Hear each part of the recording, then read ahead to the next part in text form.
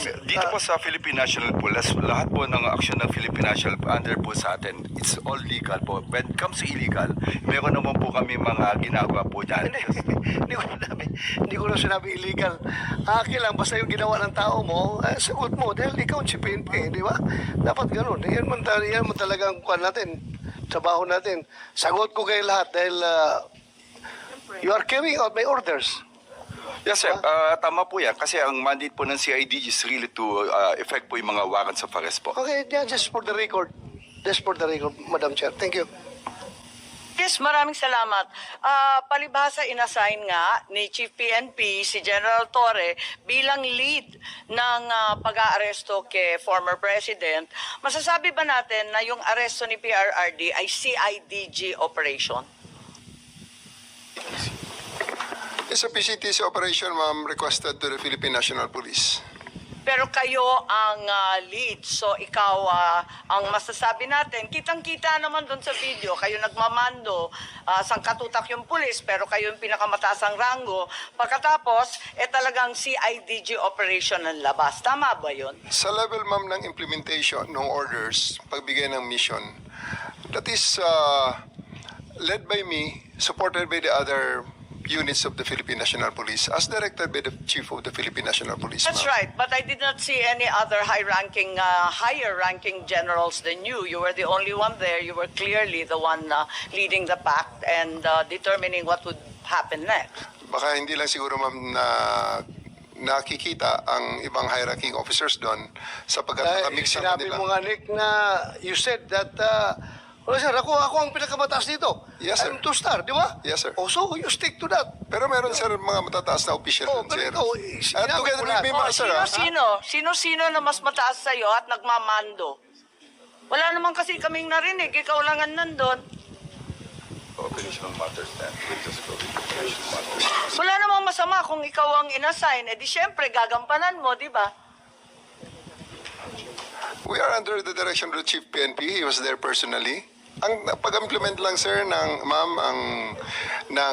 actual arrest ay ang aking ginawa, and I operated under that direction to ensure the proper service of the warrant, the observation of the law, protection of the arrested person, and ensuring his safe delivery Okay lang. sa kung saan man siya pinapadala sa akin. So, ma'am. simple lang. Was it a CIDG operation? Yes or no lang po? Para No, ma'am. maliwanag That's a PNP operation. CIDG bahagi naman ng PNP, pero sa dinami-dami ng division, sa dinami-dami ng pangkat sa PNP, CIDG ang pinili ng Chief PNP na maglulunsad nito. Tama po ba? That is an operation, composite operation. That is an operation headed by a composite team of the PNP, led by the director of the CIDG, ma'am. So, who gave the orders to The chief. have President Duterte transported to The Hague? Sino nagbigay sa'yo ng order?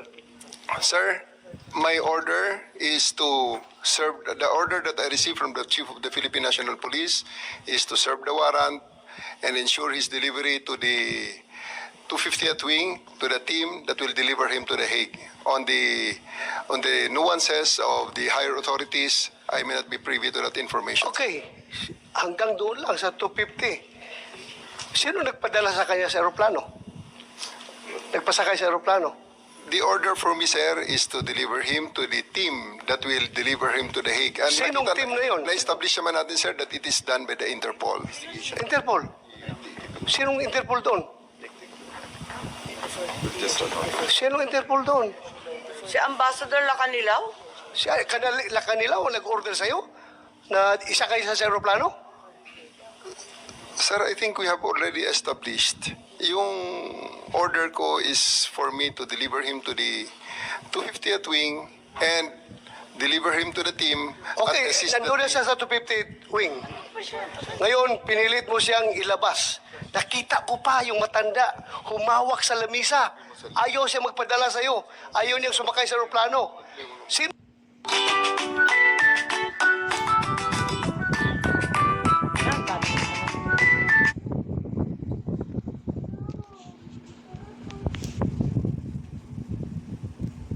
Pero by the way, congratulations, na-promote pala kayo. wala pang isang buwan na promote kayo ulit. At napunta kayo sa CIDG 2024, di po ba? Isang buwan after the Kibuloy arrest. Tama po ba? Yes, ma'am. And you were assigned to the CIDG specifically. What would you say are the main mandates of the CIDG? Anong mission nito?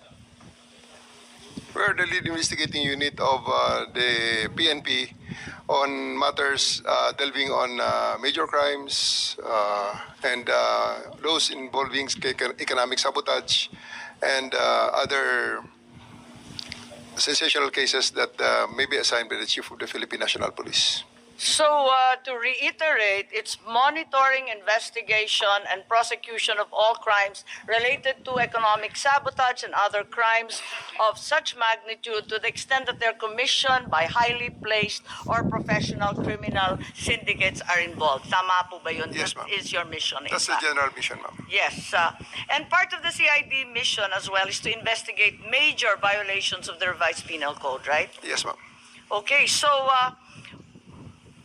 the CIDG is largely the elite investigation arm of the PNP, is that correct?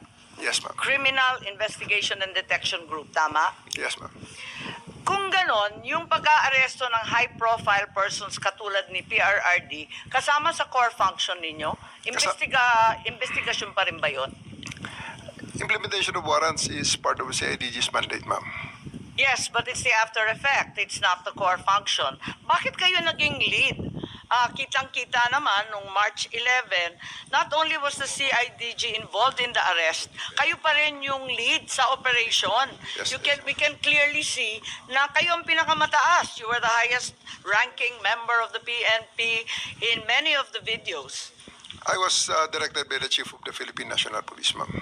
Yes, perhaps our Chief PNP can explain bakit yung CIDG ang naging lead samantalang investigasyon ang dapat mission nila. Ma'am, just want to, yun sa background po natin, yun sa PNP po, ang Interpol PCTCF2, ang dalawa lang po ipinapadala niya, no? Pagka dun sa PNP po, ang main task po namin, pagka PCTC, CIDG, ang sa NBI naman, NBI Interpol. So usually, pagka may request po ang PCTC, ang pinaka-diretso po namin is CIDG, not any other unit when it comes to arrest po. Pero you had a choice, ano? Madam Chair. Hindi naman lagi CIDG nag-aaresto nitong mga high-profile personalities. Wala naman akong nakikitang CIDG sa TV pag nakikita yung iba't ibang krimen. Hindi naman lagi sila eh. Ma'am, when it comes to the request of the PCTC, ang tasking po is always sa CIDG po. Yun po yung ano natin sa Ang PCTC. binanggit ni Executive Director ay yung NBI. Wala siyang binanggit na CIDG. Ma'am, when it comes to the PNP, ang PNP po, ang automatic po namin, it's from me, I always task the CIDG po when it comes to Interpol matters po. So it's in fact your choice. General Torre is a trusted and competent general, and that's the reason you chose him. No, ma'am, that's for me, it's always the CIDG when it comes to yung mga national po ng, ano po, ng huli po. Yes, Senator Bato, please. Thank you, Madam Chair. General Marbel, kung si General Torre ang pinapa-operate mo doon, ibig bang sabihin na lahat ng actions niya, lahat ng ginawa niya ay sanction mo? Opo, it's under po ng Philippine National Police po yan. So lahat ng ginawa niya, sagot mo? Yes, sir, opo. Thank you. That's the chief PNP that I would like to believe.